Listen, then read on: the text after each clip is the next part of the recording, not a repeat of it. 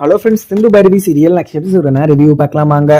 மகாவுமே அன்னபூர்ணி கிட்ட அவங்க சிவாவும் சிந்துவும் 2 பேரும் ஒரே ரூம்ல புக் பண்ணி தங்கிக்கிட்டு இருக்காங்க. நான் அப்பவே சொன்னேன் இல்லக்கா, நீங்க என்னோட பேச்சை நம்பல. ஆனா இப்ப சிந்து சிவா கூட தான் போயிருக்காங்க. அவங்க எங்க இருக்காங்கன்னு சொல்லிட்டு எனக்கு நல்லாவே தெரியும்னு சொல்லிட்டு அந்த இடத்துக்கே கூட்டிட்டு போயிடுறாங்க.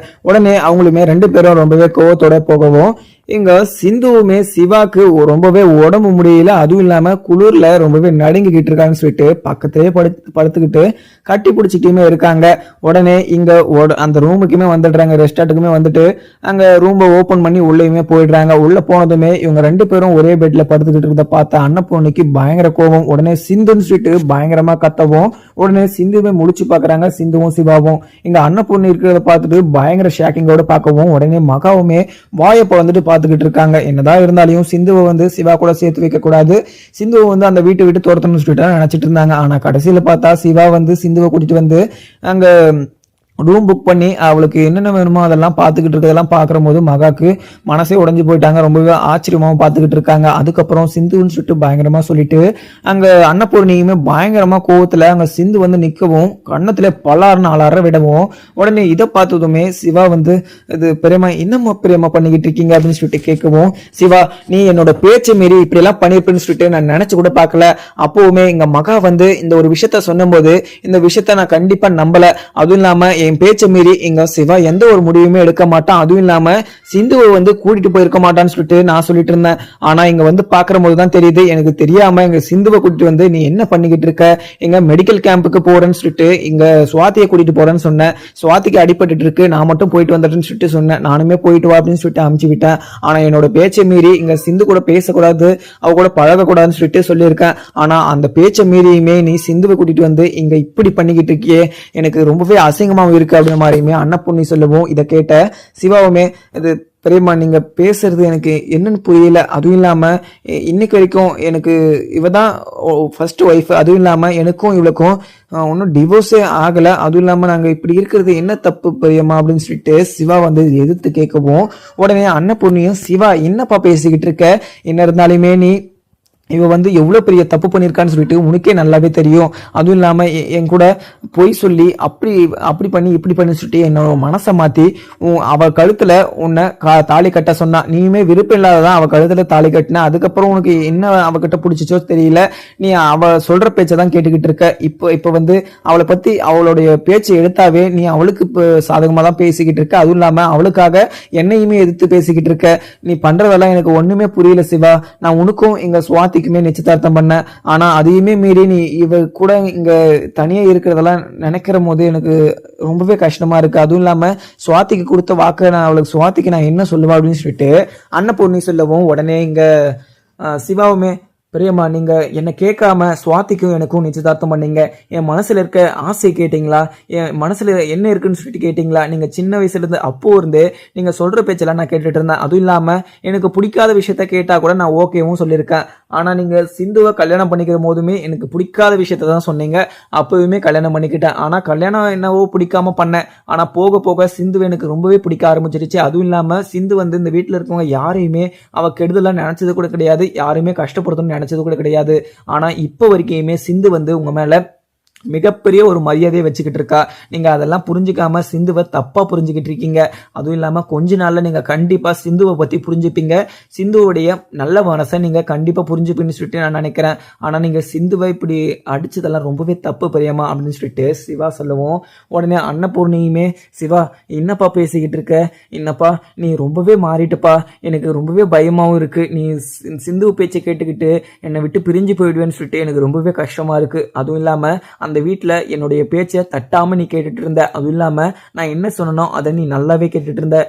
இது எதுவுமே நீ இப்போ கேட்கல அப்படின்னு சொல்லிட்டு நினைக்கிற போது ஒரு சைடு கஷ்டமாக இருந்தாலையும் நீ சிந்துவோடைய ட்ராஃபில் விழுந்துடக்கூடாது. அதுவும் இல்லாமல் சிந்து உன்னோட லைஃப்பில் வந்தானா உன்னோட லைஃபே ஸ்பாயில் ஆகிடும். ஏன்னா நீ சுவாத்தியை கட்டிக்கிட்டுனா ரொம்பவே சந்தோஷமாக இருப்ப. அதுவும் இல்லாமல் சுவாத்தி உன்னை நல்லாவே புரிஞ்சுட்டு இருக்கா, அதுவும் இல்லாமல் சுவாத்தி நல்லாவே படிச்சிருக்கா, உனக்கு ரொம்பவே ஹெல்ப்ஃபுல்லாகவும் இருப்பா.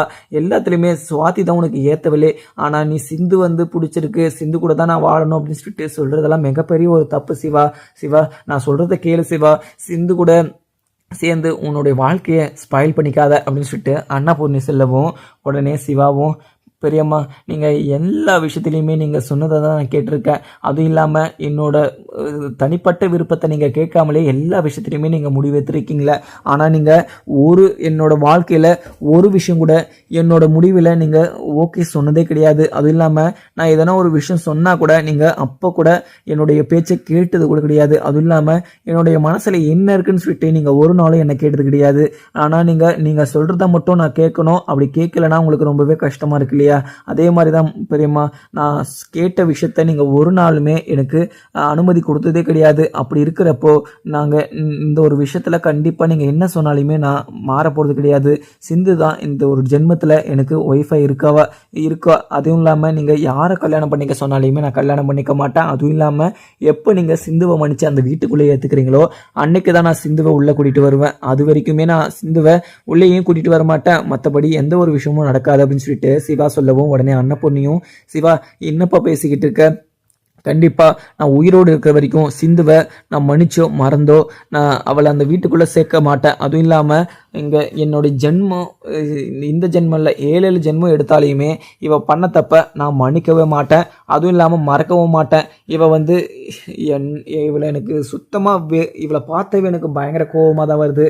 ஏன்னா இவளால் தான் எல்லாமே நீ மனசே மாறி இப்போ என்னை எதிர்த்து பேசிக்கிட்டு இருக்க. இவள் வந்த முதலேருந்து தான் அந்த வீட்டில் ஒரே விஷயம் நல்ல விஷயம் கூட நடக்க மாட்டேது. இப்போ அந்த வீட்டில் பொய் சொல்லிட்டு உன்னை கல்யாணம் பண்ணிக்கிட்டு வரலன்னா அங்கே ஆறுமுகமும் பைரவி வாழ்க்கையுமே நல்லா இருந்திருக்கும். இப்போ அவங்க 2 பேரையுமே இப்படி கல்யாணம் பண்ணிட்டு இப்போ பிரிஞ்சு போகிறேன்னு சொல்லிட்டு பேசிக்கிட்டு இருக்கிறதே இவளால் மட்டும்தான். அப்படி ஒரு விஷயத்த பண்ணாமல் இருந்ததுன்னா எந்த ஒரு பிரச்சனையுமே நடந்திருக்காது. இவளால் எனக்கும் கஷ்டம், அந்த வீட்டில் இருக்கவங்களுக்கு கஷ்டம், அவங்க அப்பாவுக்குமே கஷ்டம். அவங்க அப்பாவுமே இப்படி ஒரு தப்பு பண்ணதுக்கு தன்னுடைய புள்ளன்னு சொல்லிட்டு அவங்க போய் தலைமுழுகிட்டே வந்துட்டாங்க. ஒரு பெத்த பொண்ணு வந்து தன்னுடைய அப்பாக்கும் அம்மாக்கும் மிகப்பெரிய ஒரு நல்லதும் செய்யணும், அவங்க கௌரவத்தை தேடி கொடுக்கணும். ஆனா இவ மட்டும்தான் அவங்க அப்பாவுக்கு மிகப்பெரிய ஒரு துரோகத்தையும் அசிங்கத்தையுமே கொடுத்துருக்கா. இப்படியேப்பட்ட இவளை நீ அந்த வீட்டுக்குள்ள மன்னிச்சு ஏத்துக்கோ அப்படின்னு சொல்லிட்டு கேட்டுக்கிட்டு இருக்கியா? சிவா, நான் சொல்றத கேளுப்பா, உன்னோட வாழ்க்கை நாசமா போயிடும்பா. அதுவும் இல்லாம இவ கூட சேர்ந்து நீ வாழாத, நான் உன்னோட வாழ்க்கை நல்லா இருக்கட்டும் அப்படின்னு சொல்லிட்டு தான்ப்பா நான் சொல்லிக்கிட்டு இருக்கேன். என்னோட பேச்சை கேளு அப்படின்னு சொல்லிட்டு அங்க சிவா கிட்ட சொல்லவும் சிவாவுமே, இல்லை பெரியம்மா, நீங்கள் இந்த விஷயத்தில் என்ன சொன்னாலுமே நான் கேட்க மாட்டேன். என்னோட மனசில் முழுக்க சிந்து தான் பெரியம்மா இருக்கா. நீங்கள் யாரை கல்யாணம் பண்ணி சொன்னாலுமே என்னால் பண்ணிக்க முடியாது. என்னோட மனசில் சிந்து மட்டும் தான் இருக்கா பெரியம்மா. அதுவும் இல்லாமல் சுவாத்தியை எனக்கு கொஞ்சம் கூட பிடிக்கல. அதுவும் இல்லாமல் சுவாத்திக்கும் எனக்கும் நிச்சயதார்த்தம் பண்ணது எனக்கு மிகப்பெரிய ஒரு கோபம். அதுவும் இல்லாமல் அது அப்படியேப்பட்ட ஒரு விஷயம் வாழ்க்கை பூரா ஒருத்தி வந்து என்னுடைய துணையாக இருக்கானா அந்த விஷயத்த நீங்கள் எங்கிட்ட பர்மிஷன் கேட்டுருக்கணும். ஆனால் நீங்கள் என்னுடைய மனசில் என்ன இருக்குன்னு சொல்லிட்டு கேட்காமலே சுவாத்திக்கு எனக்கும் நிச்சயதார்த்தம் பண்ணிட்டீங்க. இந்த மாதிரி ஒரு சுச்சுவேஷன்ல நானும் தான் பெரியம்மா இந்த விஷயத்துல எனக்கு ரொம்பவே கோவம் வந்துச்சு. ஆனா நீங்க என்ன இருந்தாலும் இந்த விஷயத்துல நான் நல்லா இருக்கணும்னு சொல்லிட்டு எடுத்துட்டீங்க முடிவு. அதனால இதுல எனக்கு எந்த ஒரு மாற்று கருத்தும் கிடையாது. அதுவும் இல்லாம நடந்த நிச்சயதார்த்தத்துக்கும் எனக்கும் எந்த ஒரு சம்மந்தமும் கிடையாது. அதுவும் இல்லாம எனக்கும் அவளுக்கும் நிச்சயதார்த்தமே நடக்கல அப்படின்னு சொல்லிட்டு தான் நான் நினைச்சுக்கிட்டு இருக்கேன். இந்த விஷயத்த நான் சுவாத்திக்கிட்டே சொல்லிட்டேன். ஆனால் நீங்கள் சுவாத்தி மனசையுமே கெடுத்துக்கிட்டு சுவாத்தியோட லைஃப்பை நீங்கள் ஸ்பாயில் பண்ணிடாதீங்க.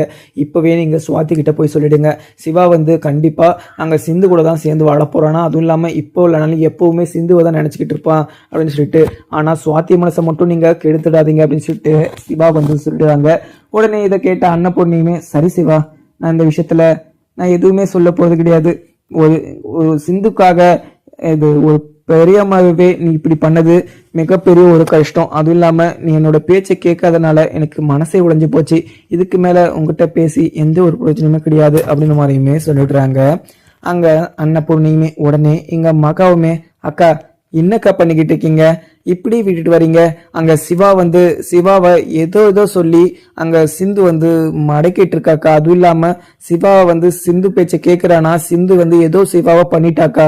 அக்கா, என்னோட பையனோட வாழ்க்கைய சரி பண்ணுங்கக்கா, நீங்க நினைச்சா மட்டும்தான்க்கா முடியும். என்னுடைய பேச்சவே கேட்கறதுக்கா நான் என்ன இதுல எனக்கு ரொம்பவே கஷ்டமா இருக்குக்கா. அதுவும் இல்லாம அந்த கோயில் நகையை நான் எதுக்காக திறனா, இப்படியேப்பட்டவ அந்த வீட்டுக்குள்ள இருக்கக்கூடாது, அவ அந்த வீட்டை விட்டு வெளியே போகணும். இப்படி ஒரு பழி சுமத்தனா மட்டும்தான் அவன் வீட்டை விட்டு வெளியே போக முடியும் அப்படின்னு சொல்லிட்டு தான் இப்படி எல்லாம் பண்ணேன். இப்ப பாத்தீங்களா, சிந்து வந்து உடைய பேச்சை கேட்காத மாதிரி இங்க சிவாவை மாத்தி வச்சிருக்கா. அவ எவ்வளவு பெரிய சூனியக்காரின்னு சொல்லிட்டு உங்களுக்கே இப்போ நல்லாவே தெரியுதாக்கா.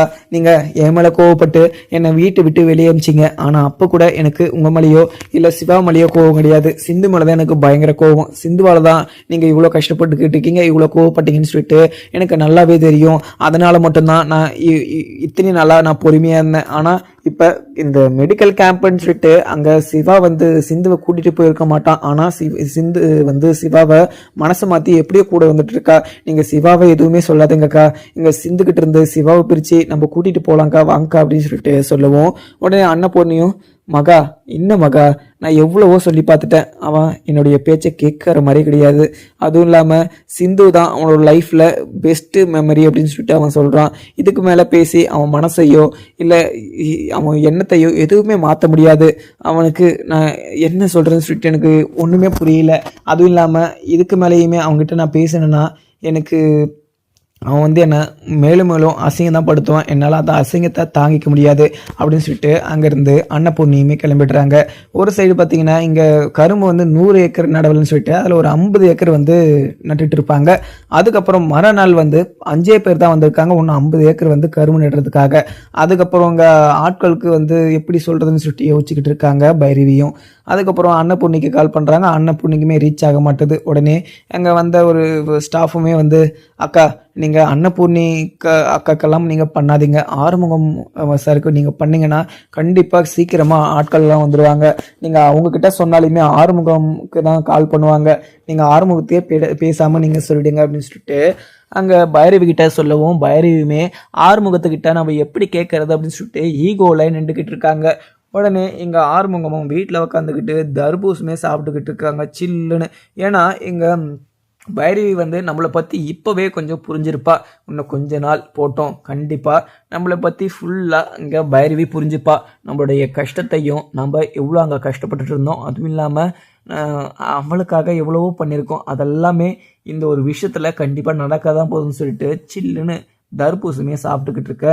உடனே பைரவியுமே கால் பண்ணுறாங்க எங்கள் ஆறுமுகத்துக்கு கால் பண்ணதும், ஆறுமுகம் எனக்கு ஒரு சின்ன ஹெல்ப்பு, நேற்று வந்து 50 ஏக்கராக வந்து நட்டுட்டாங்க, இன்றைக்கி வந்து ஆட்கள் ரொம்பவே கம்மியாக வந்திருக்காங்க, இன்றைக்குமே நீங்கள் கொஞ்சம் ஆட்களை கொஞ்சம் அரேஞ்ச் பண்ணி கொடுக்க முடியுமா அப்படின்னு சொல்லிட்டு ஆறுமுகத்துக்கிட்ட கேட்கவும், உடனே பைரவி கிட்ட ஆறுமுகமும், பைரவி அதுக்கு என்ன பைரவி, கண்டிப்பாக இன்னும் 10 நிமிஷத்தில் அங்கே எத்தனை ஆள் வேணுமோ நான் அமுச்சு விட்றேன் பாரு, இன்றைக்கே நீங்கள் நடவையெல்லாம் முடிச்சிடுங்க அப்படின்னு சொல்லிட்டு ஆறுமுகமும் சொல்லிட்டு கட் பண்ணிடுறாங்க. உடனே இங்கே பைரவியுமே ஆறுமுகத்துக்கிட்ட சொன்னதை நினச்சிக்கிட்டு கொஞ்சம் கோபமாக தான் இருக்காங்க. என்ன ஒன்று, அவங்களுடைய வேலை நடக்கணும் அப்படின்னா இங்கே ஆறுமுகத்தோட பேசி தான் ஆகணும். ஏன்னா அவங்க விட்ட சவாலில் ஜெயிக்கணும், அதனால் எந்த எல்லைக்குனாலையும் போவாங்க இங்கே பைரவியும். ஆனால் கடைசி நேரத்தில் சஞ்சய் தான் கேட்டவன், இங்கே ஆறுமுகம் ரொம்பவே நல்ல ஒரு பர்சன் அப்படின்னு சொல்லிட்டு இங்கே பைரவிக்கு புரியவர் தான் போகுது. அன்னைக்கு வந்து கண்டிப்பாக ஆறுமுகத்துக்கூட சேர்ந்து சந்தோஷமாக இருக்க போகிறாங்க. உடனே இங்கே சஞ்சயும் இந்த ஊரை விட்டு போகிறாங்க. அதுக்கப்புறம் இங்கே வீட்டில் வந்து ஐஸ்வர்யா உக்காந்துக்கிட்டு மகாவுக்குமே கால் பண்ணுறாங்க. மகாவுமே அங்கே ஃபோன் ரீச் ஆகலை அப்படின்னு சொல்லிட்டு வீட்லேயே உக்காந்துட்டுறாங்க. அதுக்கப்புறம் என்ன, இங்கே சஞ்சயுமே என்னடா ரொம்ப நாளாக இங்கே அங்கே என்ன பிரச்சனை நடந்துக்கிட்டுன்னு சொல்லிட்டு நம்மளுக்கு ஒன்றுமே புரிய மாட்டுது, நம்ம பற்ற வச்ச அந்த வெடி வந்து வெடிச்சிச்சா என்னன்னு சொல்லிட்டு தெரியல, வெடிச்சிருந்தா கண்டிப்பாக எங்கள் பைரவியுமே ஆறுமுகத்தை விட்டு பிரிஞ்சு யூஎஸ் போகிறேன்னு சொல்லிட்டு என்கிட்ட வந்து பேசியிருப்பா. எதுவுமே பேசாமல் இருக்காளே, ஐயோ நம்ம இப்படியே விட்டோன்னா கண்டிப்பாக அவங்களுக்குள்ளே இருக்கிற சண்டை வந்து கண்டிப்பாக விரிசல் ஆகிடும். அதுவும் இல்லாமல் மறுபடியும் நம்ம அவங்களுக்குள்ள பிரச்சனை உண்டாக்குறத வரும். நம்ம அவங்க 2 பேரும் ஒன்று சேரவே விடக்கூடாது. அதுவும் இல்லாமல் ஒன்று சேர்ந்துட்டாங்கன்னா நம்ம கண்டிப்பாக உள்ள நுழைய முடியாது, இங்கே பைரவியை நம்ம கல்யாணம் பண்ண முடியாதுன்னு சொல்லிட்டு யோசிச்சுக்கிட்டு உட்காந்துக்கிட்டு இருக்காங்க சஞ்சயுமே. உடனே இங்கே ஆறுமுகத்துக்குமே கால் பண்ணுறாங்க சஞ்சய். உடனே அண்ணா ஆறுமுகம் எப்படி சந்தோஷமா இருக்கு அப்படின்னு சொல்லிட்டு கேட்கவும், உடனே ஆறுமுகமும் சொல்றா எதுக்குடா கால் பண்ணியிருக்க அப்படின்னு சொல்லிட்டு கேட்குறாங்க. உடனே சஞ்சயும், என்னடா என் மேலே ரொம்பவே கோவமாக இருக்க ஆறுமுகம், எனக்கு நல்லாவே தெரியும், உன்னை விட்டு பைரவி இன்னும் கொஞ்ச நாள் கொள்ள பிரிஞ்சு போக தான் போகிறா, நானும் பைரவியும் சந்தோஷமாக இருக்க தான் போகிறோம், அதை உன் 2 கண்ணால் நீ பார்க்க தான் போகிற அப்படின்னு சொல்லிட்டு இங்கே சஞ்சய் வந்து ஆறுமுகத்துக்கிட்ட சொல்லவும், ஆறுமுகமும் டே சஞ்சய், நீ பண்ண திருட்டுத்தனத்தையும் நீ பண்ண அயோக்கியத்தனத்தையும் கண்டிப்பாக கூடிய சீக்கிரம் நான் கண்டுபிடிச்சி எங்கள் பைரவி முன்னாடி நிப்பாட்ட தான் போகிறேன். அப்போ நீ இந்த ஊர்லேயோ இல்லை இந்த எந்த இடத்துலையும் இருக்க மாட்ட, எங்கேயோ வெளியூருக்கு ட்ரான்ஸ்ஃபர் வாங்கிட்டு போய் தாடி வளர்த்துக்கிட்டு குடிச்சிக்கிட்டு சுற்றிக்கிட்டு இருக்க போகிற பாரு. எங்கள் பைரவி என்னை பற்றி கண்டிப்பாக புரிஞ்சுக்கிற நேரம் வரும், அதுவும் இல்லாமல் அது வரையும் நான் வெயிட் பண்ணிக்கிட்டு இருப்பேன் அப்படின்னு சொல்லிட்டு சஞ்சய் கிட்ட சொல்லவும், சஞ்சயும் இதை கேட்ட உடனே டே ஆறுமுகம், கண்டிப்பா இந்த ஜென்மத்துல இது நடக்கவே நடக்காது. அதுவும் இல்லாம நீ சொல்ற விஷயத்த இங்க பைரவி கேட்கவே மாட்டா. இந்த மாதிரி ஒரு சுச்சுவேஷன்ல நீ என்னதான் நான் தப்பு பண்ணிருக்கேன்னு சொல்லிட்டு நிரூபிக்க போற? நான் பண்ண தப்புக்கெல்லாம் எவிடன்ஸே கிடையாது. அதுவும் இல்லாம எவிடன்ஸோடு காமிச்சா மட்டும்தான் இங்க பைரவி நம்புவா. எவிடன்ஸ் இல்லாத காமிச்சுன்னா யாருமே நம்ப மாட்டாங்க. இப்ப கூட நீ நான் இப்படி எல்லாம் சொன்னேன்னு சொல்லிட்டு அவங்க கிட்ட எல்லாருக்கிட்டையுமே போய் சொன்னாலையுமே யாருமே என்ன நம்பவே மாட்டாங்க. அதுவும் இல்லாம எல்லார் மனசுலையும் அந்த அளவுக்கு நான் இடம் பிடிச்சி வச்சிருக்கேன். ஏன்னா என்ன யாருமே அப்படி ஒரு விஷயத்தையும் அப்படி ஒரு பொய்யையும் எங்கள் பைரவியும் என்னையும் சேர்த்து வச்சு பேச மாட்டேன்னு சொல்லிட்டு அவங்களுக்குள்ள நான் என்னுடைய நம்பிக்கையை விதைச்சிட்டு வந்திருக்கேன். உன்னால் ஒன்றுமே பண்ண முடியாது. உன்னை பெத்த அம்மா கூட உன் மேலே பயங்கர கோபமாக இருக்காங்க. அதுவும் இல்லாமல் உன்னுடைய பேச்சை நம்பாமல் இருக்காங்க. இந்த மாதிரி டைமில் நீ நான் தப்பு பண்ணியிருக்கேன்னு சொல்லிட்டு அவங்க முன்னாடி எப்படி தான் நிரூபிக்க போறியோ? ஐயோ, உன்னை வாழ்க்கையை உன்னுடைய சுச்சுவேஷனை நினைக்கிற போது எனக்கு ரொம்பவே கஷ்டமா இருக்கு. நம்ம வேணா ரெண்டு பேரும் ஆறுதலுக்காக ரெண்டு பேரும் அந்த உன்னுடைய கஷ்டத்துக்காக சரக்கு அடிக்கலாமா அப்படின்னு சொல்லிட்டு கேட்கவும், உடனே ஆறுமுகமும் இந்த பாரு சஞ்சய், என்ன மேலும் மேலும் கஷ்டப்படுத்திக்கிட்டு இருக்காத. உன்னை நான் இப்படி விட்டுட்டுன்னு சொல்லிட்டு மட்டும் நினைக்காத. உன்னுடைய சுயரப்பு மொத்தத்தையும் இங்க பைரவிக்கு நான் ஒரு நாள் வெளிக்காட்ட தான் போறேன். அன்னைக்கு உன் மூஞ்சையும் நீயும் எங்க இருக்குன்னு சொல்லிட்டு நானே நினைக்கிறேன். அதுவும் இல்லாம நான் இந்த விஷயத்த பைரவி கிட்ட சொல்ற போது அப்ப உன்னுடைய போஸ்டிங்கே இருக்காது. உன்னுடைய போஸ்டிங்கு அப்பவே காலி ஆயிட்டு இருக்கும் அப்படின்னு சொல்லிட்டு இங்க ஆறுமுகம் சொல்லவும், உடனே சஞ்சயும் ஆறுமுகம் உன்னால முடிஞ்சா அந்த ஒரு விஷயத்த மட்டும் நீ பண்ணிப்பாரு பார்க்கலாம் அப்படின்னு சொல்லிட்டு இங்க சஞ்சய் சொல்லிட்டு கட் பண்ணிடுறாங்க. அதுக்கப்புறம் என்ன அங்க இருந்து அன்னபூர்ணியுமே கிளம்பிடுறாங்க. உடனே அன்னபூர்ணி கிட்ட போயிட்டு, பிரேமா என்ன பிரேமா நீங்க என்ன இப்படி எல்லாம் நினைச்சிட்டீங்க? கண்டிப்பா இங்க ரொம்பவே நல்ல பிரேமா சிந்து, அவள் ரொம்பவே நல்லது பண்ணியிருக்கா. அதுவும் இல்லாமல் அந்த வீட்டுக்காக எவ்வளவோ நல்லது பண்ணியிருக்கா. நீங்கள் அதெல்லாம் நினச்சி பார்க்காம சிந்து பண்ண ஒரு தப்புனால, அதுவும் இல்லாமல் பெரிய தப்பெல்லாம் பண்ண கிடையாது, என் மேலே வச்சுட்டு இருந்த அன்புனால என்னை கல்யாணம் பண்ணிக்கணும்னு நினச்சா, அதனால் அப்படி ஒரு பொய்யை சொல்லிட்டு கல்யாணம் பண்ணிக்கிட்டா. மற்றபடி வேறு என்ன தப்பு பண்ணா சிந்து? நீங்கள் அவன் மேலே இவ்வளோ கோவமாக இருக்கிறது எனக்கு ரொம்பவே கஷ்டமாக இருக்குது பெரியம்மா அப்படின்னு சொல்லிட்டு பின்னாடியே சொல்லிட்டு போகவும், உடனே அன்னபூர்ணியும் சிவா, இல்லை சிவா, நீ முன்ன மாதிரி என்கிட்ட பேசுறதும் கிடையாது. அதுவும் இல்லாமல் இப்பெல்லாம் என்னுடைய பேச்சையுமே கேட்கறது கிடையாது. இப்படி இருக்க சுச்சுவேஷன்ல இப்படி இருக்க டைம்ல நான் உங்ககிட்ட பேசியுமே எந்த ஒரு யூஸுமே கிடையாது. என்னுடைய பேச்சை கேட்காத உங்ககிட்ட என்ன பேச்சு வேண்டி கிடைக்குது எனக்கு அப்படின்னு சொல்லிட்டு அங்கிருந்து கிளம்பிடுறாங்க.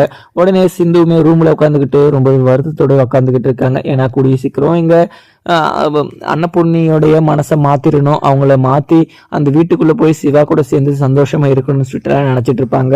ஆனா இது இப்படியெல்லாம் முடியும்னு சொல்லிட்டு எதிர்பார்த்திருக்க மாட்டாங்க. அதுவும் இல்லாம இங்க மெடிக்கல் கேம்புக்கு அவங்க வந்த விஷயம் யாருக்குமே தெரியாது. அதுவும் இல்லாம நம்ம வந்த விஷயம் இங்க அன்னபூர்ணி பிரியம்மாவுக்கு தெரியவே தெரியாதுன்னு சொல்லிட்டு இங்க சிவா சொல்லியிருப்பாங்க. அதனால இங்க ரொம்பவே சந்தோஷமா இருந்திருப்பாங்க. பீச்சு, பார்க்கு அப்படின்னு சொல்லிட்டு நிறைய இடத்துல சுற்றி ரொம்பவே சந்தோஷத்துலையுமே களைப்பாகவும் படுத்திருப்பாங்க.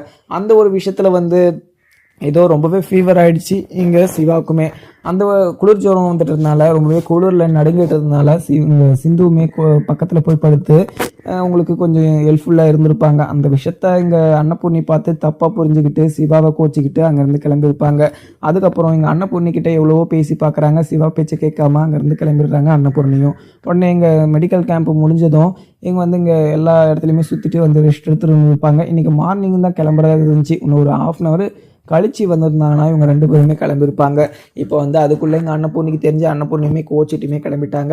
அதுக்கப்புறம் இங்கே பேசியுமே பிரயோஜனம் இல்லை, நம்ம சிந்துவை எங்கள் ஊருக்கு ஃபஸ்ட்டு கூட்டிகிட்டு போகலாம், அதுக்கப்புறம் அன்னபூர்ணி பிரேமாவை அதுக்கப்புறம் பேசி சமாதானப்படுத்திக்கலாம்னு சொல்லிட்டு சிவா சிந்து கிட்ட போயிட்டு, சிந்து எல்லாமே நீ பேக் பண்ண, நம்ம உடனே இப்போ நம்ம ஊருக்கு கிளம்ப போகிறோம் அப்படின்னு சொல்லிட்டு எல்லாமே பேக் பண்ணவும், உடனே அன்னபூர்ணியுமே நடந்து போயிட்டுருக்க. உடனே மகாவுமே, அக்கா நான் எவ்வளவோ படித்து சொன்னேன், இங்கே சிவாவை நீங்கள் இப்படி விட்டுறாதீங்க, நீங்கள் அந்த சிந்துவை கண்மூடித்தனமாக நம்பாதீங்க, அவள் ரொம்பவே வசியக்காரி, அங்கே சிவாவை மனசு மாற்றி உங்களவே எதிர்த்து பேசுகிற அளவுக்கு அவள் மாற்றி வச்சிருக்கா சிவாவை. எனக்கு அப்போவே தெரியும் சிந்து என்னுடைய பையனோட வாழ்க்கையை நாசம் பண்ணுவான்னு சொல்லிட்டு. ஆனால் இந்த அளவுக்கு யாருடைய பேச்சுமே கேட்காத அளவுக்கு மாற்றுவான்னு சொல்லிட்டு நான் நினச்சி கூட பார்க்கல. நீங்கள் சிந்து பேச்சு எடுத்தாவே, சிந்து பேச்சு எடுக்க முன்னாடியே இங்கே சிவாவுக்கு கோவம் வந்துடுது. அப்படின்னா என்ன அர்த்தம்? சிந்து மேலே அவன் உயிரை வச்சுக்கிட்டு இருக்கான். அப்போ இங்கே சிந்து வந்து அந்த அளவுக்கு சிவாவை மாற்றி வச்சிருக்கா. எனக்கு அப்போவே நல்லாவே தெரியும் இந்த விஷயத்த கேட்ட உடனே சிவா இப்படி தான் பண்ணுவான்னு சொல்லிட்டு. ஆனால் இங்கே உங்களுடைய பேச்சை கேட்காம போயிட்டானே, அதுதான் எனக்கு ரொம்பவே கஷ்டமாக இருக்கக்கா அப்படின்னு மாதிரியுமே மகா சொல்லவும், உடனே அன்னபூர்ணியுமே எதுவுமே பேசாமல் ஊருக்குமே கிளம்பிடுறாங்க. உடனே இவங்க 2 பேருமே துணியெல்லாம் பேக் பண்ணிவிட்டு ஊருக்குமே போயிட்டு இருக்கவும், உடனே இங்கே சிந்துவும், டாக்டர் எனக்கு ரொம்பவே கஷ்டமாக இருக்குது டாக்டர். அன்னபூர்ணி அத்தைக்கு இந்த விஷயம் தெரிஞ்சு அவங்க மேலே ரொம்பவே கோவப்பட்டுட்டாங்க. நீங்கள் வேறு எனக்காக அன்னபூர்ணி அத்தையே எதிர்த்து வேறு பேசிட்டீங்க. இப்போ அன்னபூர்ணியத்தை என்னதான் முடிவெடுக்க போகிறாங்களோ எனக்கு தெரியல. அது டாக்டர் எனக்கு ரொம்பவே பயமாக இருக்குது டாக்டர், எப்படி டாக்டர் அப்படின்னு சொல்லிட்டு அங்கே சிந்து சொல்லவும், உடனே சிவாவும், சிந்து நீ எதுக்குமே கவலைப்படாத, இந்த பிரச்சனையை நான் பார்த்துக்கிறேன், நீ எதுக்குமே கவலைப்படாமல் நார்மலாக எப்போவுமே கேன்டீனுக்கு போகிற மாதிரி நீ கேன்டீனில் இருக்க வேலையை மட்டும் பார்த்துக்கோ, மற்ற பிரச்சனையை நான் பார்த்துக்கிறேன், நீ எதுக்குமே கவலைப்படாத அப்படின்னு சொல்லிட்டு சிந்துக்கிட்ட வந்து சிவா சொல்லவும், உடனே சிந்துவுமே கேட்டுட்டு, இல்லை டாக்டர் எனக்கு ரொம்பவே பயமாக தான் இருக்குது, அன்னபூர்ணி பெரியம்மா பேசுகிறத கேட்குற போதே எனக்கு ரொம்பவே ஆக்ரோஷ கோவத்தில் இருக்கான்னு சொல்லிட்டு எனக்கு நல்லாவே தெரியுது. இதுக்கு மேலே என்கிட்ட தான் இப்போ பேசலை, என்னையுமே ஒதுக்கி வச்சுட்டாங்க, மறுபடியும் உங்களையுமே உங்கள்கிட்ட பேசாமல் உங்களை ஒதுக்கி வச்சுட்டாங்கன்னா எனக்கு அதுதான் மிகப்பெரிய ஒரு கஷ்டமாக இருக்கும். நான் அந்த வீட்டில் வந்து வாழலைன்னா கூட பரவாயில்ல, நீங்கள் எல்லாருமே ரொம்பவே சந்தோஷமாக இருக்கணும். என்னதான் இருந்தாலையும் அன்னபூர்ணி பெரியம்மா வந்து என் மேலே கோவப்படுறது ரொம்பவே கரெக்டுன்னு தான் சொல்லுவேன். ஏன்னா அந்த ஒரு சுச்சுவேஷனில் நான் பண்ணது மிகப்பெரிய ஒரு தப்பு. அந்த ஒரு தப்பை நான் பண்ணியிருக்கக்கூடாது. அப்படி ஒரு தப்பை நான் பண்ணதுனால தான் இங்கே அன்னபூர்ணி பெரியம்மா வந்து என் மேலே இவ்வளோ கோவப்பட்டுக்கிட்டு இருக்காங்க. டாக்டர் என்னை மன்னிச்சிக்கோங்க, 2 பேரும் சேர்ந்து என்னை மன்னிச்சிக்கோங்க. ஐயோ உங்களோட வாழ்க்கை இப்படி இருக்கிறதுக்கு காரணமாக நான் ஆயிட்டேனே அப்படின்னு சொல்லிட்டு, நான் இந்த ஒரு லைஃப்பில் உங்களை பார்க்காமலே இருந்திருக்கணும். உங்களை பார்க்காம இருந்தேன்னா இன்னமும் நான் சந்தோஷமாக இருந்திருப்பேன், நீங்களும் சந்தோஷமாக இருந்திருப்பீங்க. இப்போதைக்கு உங்கள் மேலே வச்சுட்டு இருந்த அன்பை வந்து என்னால் மறக்கவும் முடியல, என்னால் உங்களை மனசை விட்டு தூக்கி போடவும் முடியல.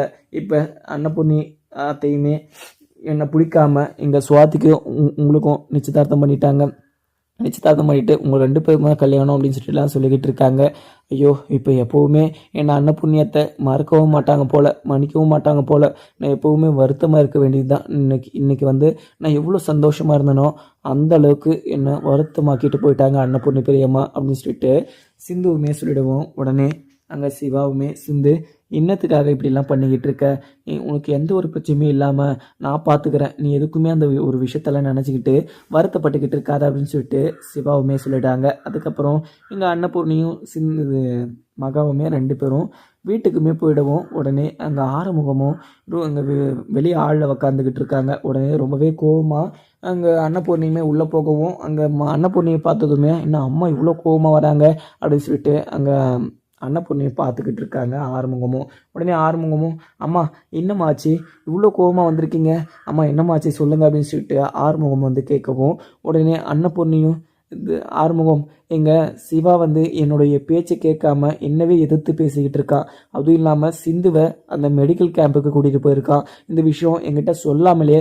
யாருக்குமே தெரியக்கூடாதுன்னு சொல்லிட்டு அங்கே சிந்துவை யாருக்குமே தெரியாமல் அங்கே மெடிக்கல் கேம்புக்கு கூட்டிகிட்டு போனதும் இல்லாமல் என்னை எதிர்த்து பேசுகிறான். எனக்கு சிவா முன்ன மாதிரி சிவாவாக இல்லை, அதுவும் இல்லாமல் என்கிட்ட ஒரு மாதிரியாக பேசுகிறான். சிவா இந்த அங்கே சிந்துவை பற்றி பேசினாவே என்கிட்ட ரொம்பவே கோவமாகவும் பேசுகிறான். சிந்துவை பற்றி என்கிட்ட எதுவுமே பேசாதீங்க, அவள் ரொம்பவே நல்லவ, அதுவும் இல்லாமல் நீங்கள் எப்போ மனசு மாதிரி சிந்துவை இந்த வீட்டுக்குள்ளே கூட்டிகிட்டு வரீங்களோ அன்னைக்கு தான் நான் சந்தோஷமாக இருப்பேன், அதுவும் இல்லாமல் அன்னைக்கு தான் நான் சிந்து கூட சேர்ந்து வாழுவேன். அதுவும் இல்லாமல் அதுக்கு மீறி நீங்கள் அப்பாற்பட்டு நீங்கள் சுவாதிக்கு எனக்கு தான் கல்யாணம் நடக்கணும் அப்படின்லாம் பேசுனீங்கன்னா எனக்கு அதில் கொஞ்சம் கூட உடன்பாடு கிடையாது பிரியம்மா. நீங்கள் வேறு எந்த விஷயத்தில் வேணாலும் நீங்கள் சொல்லுங்கள், அந்த விஷயத்த நான் கண்மூடித்தனமாக நம்பி அந்த விஷயத்த நான் கேட்பேன். ஆனால் இந்த ஒரு விஷயத்தில் மட்டும் நான் கண்டிப்பாக உங்களுடைய பேச்சை நான் கேட்கவே மாட்டேன் அப்படின்னு சொல்லிட்டு அங்கே சிவா வந்து என்கிட்ட இவ்வளோ ஆஷாவும் ரொம்பவே கோபமாகவும் எதிர்த்து பேசுகிறான் அப்படின்னு மாதிரியுமே ஆறுமுகத்துக்கிட்ட சொல்லுவோம். உடனே ஆறுமுகமும், அம்மா நீங்கள் எதுக்குமா அந்த மெடிக்கல் கேம்புக்கு போனீங்க, அங்கே சிவாக்கு பிடிச்சிருக்கு, அதனால் இங்கே சிந்துவை கூட்டிகிட்டு போயிருக்காங்க. சிந்துமே ரொம்பவே நல்ல ஒரு பர்சன்மா, அவங்க சிந்துவும் சிவாவும் சேர்ந்துருந்தா உங்களுக்கு இன்னுமா பிரச்சனை, அவங்க 2 பேரும் நல்லா தான் இருப்பாங்கம்மா, நீங்கள் எதுக்குமே அவங்க மேலே கோவப்பட்டு இப்படியெல்லாம் பண்ணிக்கிட்டு இருக்காதீங்கம்மா. சிவா ரொம்பவே பாவமாக, நீங்கள் உங்கள் மேலே வச்சுக்கிட்டு இருந்த மரியாதையும் அன்பும் அங்கே இப்போ கூட சிவா மனசில் இருக்குது. இப்போ சிந்துக்காக உங்களை எதிர்த்து பேசுறதுக்கு இப்போவுமே அங்கே சிவா வருத்தப்பட்டுக்கிட்டு தான் இருப்பான். நீங்கள் அவனை ரொம்பவே தப்பாக நினச்சிக்காதீங்க. கண்டிப்பாக சிந்து வந்து ரொம்பவே நல்லது தான் பண்ணியிருக்காம்மா, சிந்து மேலே நீங்கள் கோவமாக இருக்காதீங்க அப்படின்னு சொல்லிட்டு ஆறுமுகமாக சொல்லிடுறாங்க. உடனே இங்கே இது காரில் வந்துக்கிட்டு இருக்கும் போதே சிந்துக்கு ரொம்பவே மயக்கம் வர முடியும், வாமிட் வர மாதிரியுமே இருக்குது. உடனே இங்கே டாக்டர் எனக்கு ரொம்பவே தலை சுற்றுற மாதிரி இருக்குது, வாமிட் வர மாதிரி இருக்குன்னு சொல்லிட்டு வாமிட்டெல்லாம் எடுக்கிறாங்க. உடனே இதை பார்த்ததுமே சிவாக்கு ரொம்பவே சந்தேகமாக இருக்குது. உடனே நாடி பிடிச்சியுமே பார்க்குறாங்க. பார்த்ததுமே சிவாக்கு மிகப்பெரிய உதவுச்சு. ஏன்னா இங்கே சிந்து கர்ப்பமாக இருக்கா அப்படின்ற விஷயம் தெரிய வருது. உடனே சிந்து நீ அம்மாக போற அப்படின்னு சொல்லிட்டு சொன்னதுமே சிந்துக்கு பயங்கர அதிர்ச்சி, ஒரு சைடு சந்தோஷமாகவும் இருக்குது. அதுக்கப்புறம் எனக்குன்னு பார்க்கலாமாங்க. வீடியோ பிடிச்சா லைக் பண்ணுங்கள். தேங்க்யூ.